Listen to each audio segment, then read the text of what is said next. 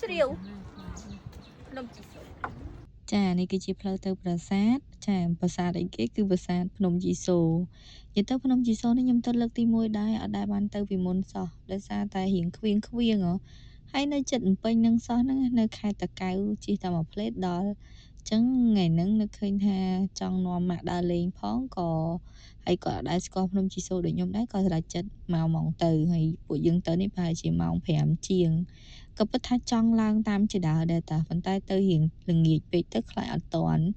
ក៏ឡើងតាមច្រកឡានធម្មតាទៅដូចច្រកឡានយើងឡើងតាមច្រកវិទ្យាល័យ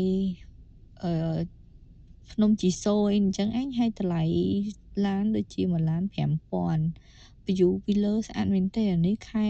អត់តាន់ពេញវស្សាផងណា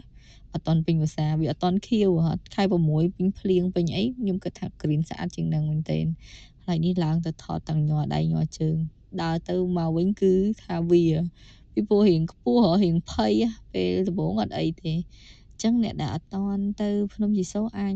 ទៅសាកល្បងលេងបានទៅសាកល្បងអាចទៅលេងបានព្រោះវានៅចិត្តភ្នំពេញហើយម្យ៉ាងភ្នំជីសូរនេះដូចជាគេថាវាកសាងឡើងតាំងពីសេរីជាមួយនឹងប្រាសាទព្រះវិហារដែរអញ្ចឹងបើសិនជាទៅព្រះវិហារអត់កើតទេយើងមកមើលនេះវិញអរគុណច្រើនវីដេអូយើងមានប៉ុណ្ណឹងបាយបាយ